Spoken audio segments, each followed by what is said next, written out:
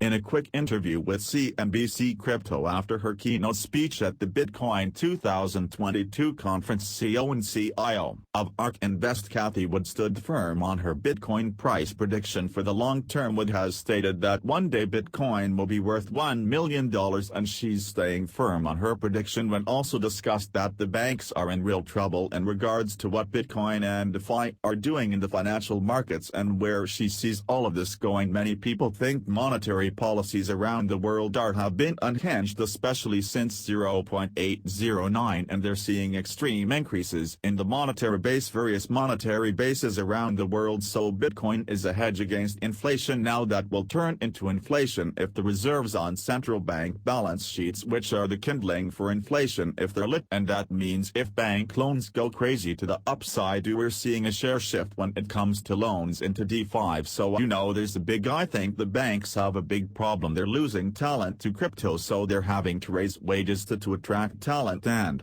they're losing business to DeFi lending, and saving. A lot of it is taking place in DeFi right now. What we're seeing is 180 degrees different today than it was a year ago when Janet Yellen, it was roughly a year ago, Janet Yellen said Bitcoin, environmental problems, illicit activity, money laundering, gambling, all of that, and she just no door shut. And I remember I was asked at the time, and I basically said she hasn't studied it, she hasn't studied the technology, and she hasn't studied the instrument, the new asset class. Well, it seems like she's been boning up, because again just the other day she focused on Bitcoin and crypto generally as we need to make sure and encourage financial innovation. The US wants to lead just as it has with many other innovation cycles. And I said to Yasin Al-Mandra, or Crypto to Amos, I said, who's whispering in her ear some, because we began to hear other policy makers on both sides of the aisle talk in this way. And then talking to Michael Saylor earlier, he thinks it's Gary Gensler.